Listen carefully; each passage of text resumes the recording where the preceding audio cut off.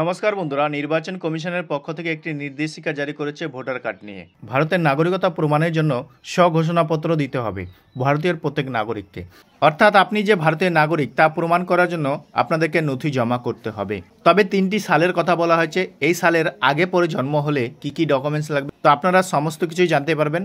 এছাড়াও মুখ্যমন্ত্রী এ নিয়ে সরব হয়েছেন নির্বাচন কমিশনারের এই স্বঘোষণাপত্রে নির্দেশ নিয়ে। তবে সমস্ত কিছুই আপনারা এক এক করে জানতে পারবেন এই প্রতিবেদনের মাধ্যমে।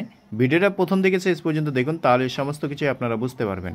তো চলুন বন্ধুরা, ভিডিওটাকে শুরু করা যাক। দেখুন এ নিয়ে কী বলা হচ্ছে। সামনেই বিহারের বিধানসভা ভোট, তার আগে নির্বাচন কমিশনারের তালিকা সার্বিক সংশোধনের কথা জানিয়েছে। একগুচ্ছ নির্দেশিকা জারি করেছে। কমিশনারের এই পদক্ষেপ নিয়ে আপত্তি তুললেন বাংলার মুখ্যমন্ত্রী মমতা বন্দ্যোপাধ্যায়।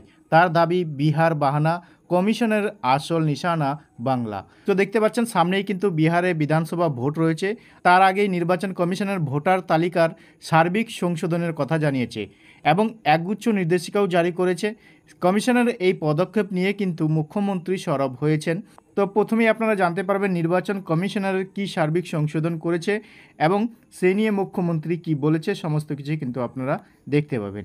দেখুন এখানে বলেছে, কমিশন জানিয়েছে নাগরিকত্বের সুনির্দিষ্ট পরিচয়পত্র ছাড়া ভোটার তালিকায় নাম তোলা যাবে না। তো দেখতে পাচ্ছেন সুনির্দিষ্ট পরিচয়পত্র ছাড়া নতুন করে যারা ভোটারের নাম তুলবেন তারা কিন্তু সেই তালিকায় আর নাম তুলতে পারবে না।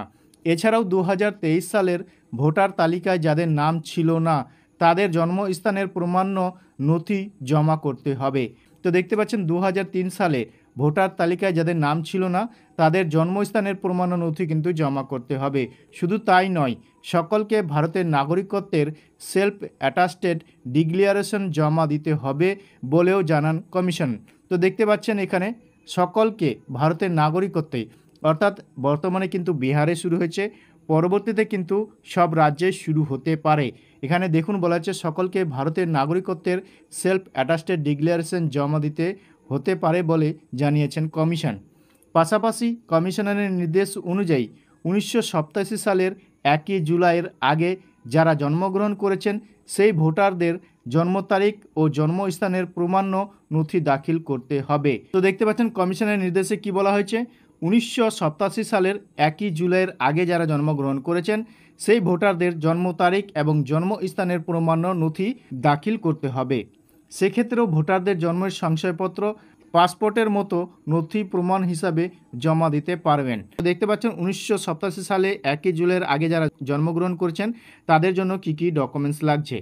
এরপরে বলা হচ্ছে 1987 সালের 1 জুলাইয়ের পরে যারা জন্মগ্রহণ করেছেন তাদের জন্য নিজের পরিচয়পত্রের প্রমাণ্য নথির সঙ্গে বাবা মায়ের নথি জমা দেওয়ার কথা বলা হয়েছে।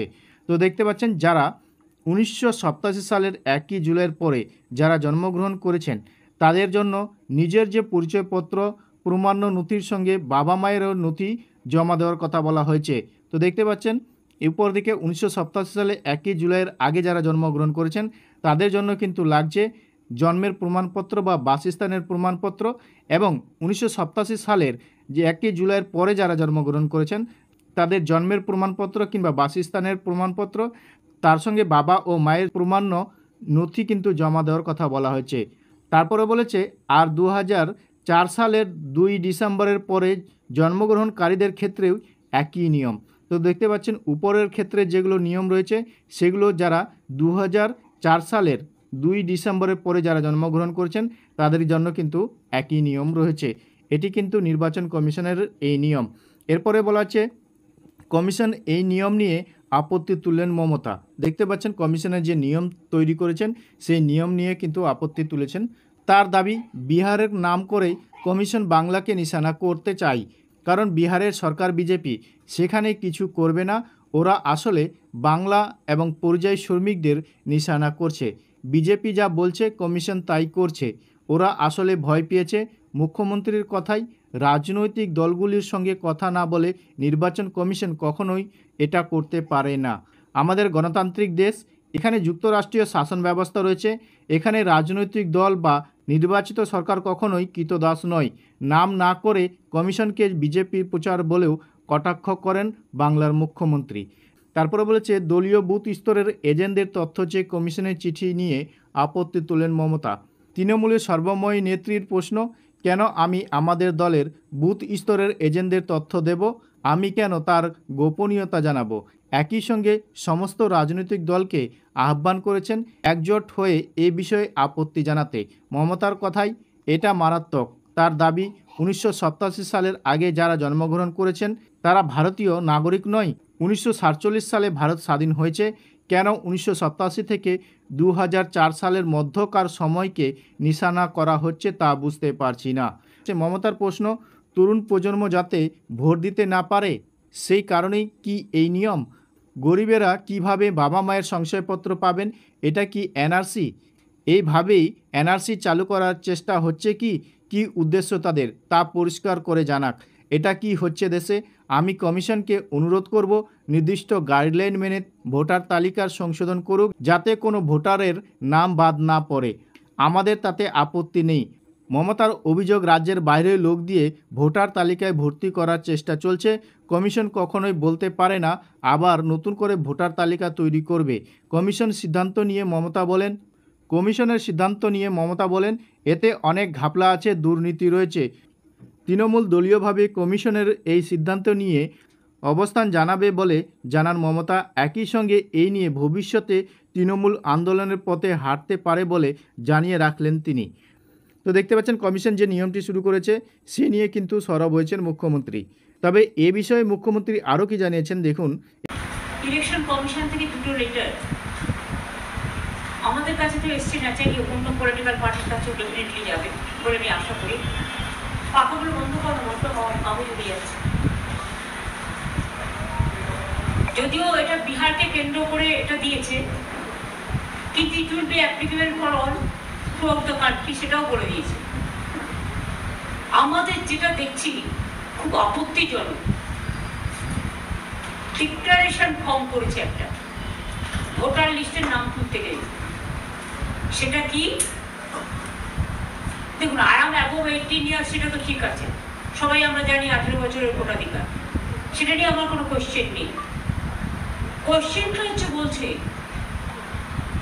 অ্যানেক্সচার ডিতে declaration form, I was born in India between 1/7/1987 and 2/12/2004,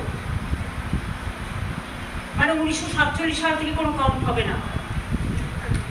আমার মাথায় কিছু ঢুকছে না। Maybe I am very much ignorant. I do not know anything about it. We are very full people. Maybe I don't understand why declaration form. The Election Commission has given this guideline that I was born in India between 1/7/1987 and 2/12/2004.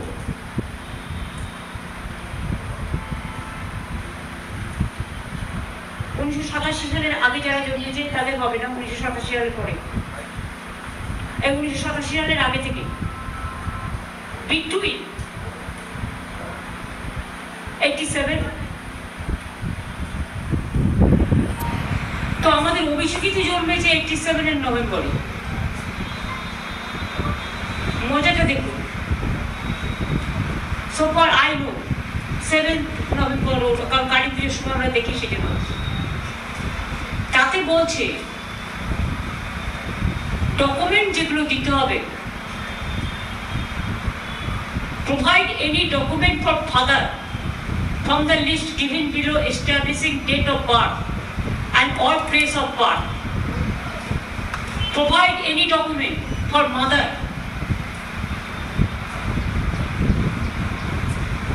from the list given below established date of birth and or place of birth. মানে হচ্ছে বাবা মায়ের birth সার্টিফিকেটও দিতে হবে। এটা কি হচ্ছে? আর বাড়ি টু বাড়ি ফুল এনুমারেশনের নামে দিস ইজ দ্য ডকুমেন্ট। আপনারা খুঁজে নেবেন, আমি এর মধ্যেই ফোন থেকে বের করলাম, যেটুকু টাইম পেয়েছি স্টাডি করেছি, আমার পার্টি পরে আরো ডিটেলস বলবে।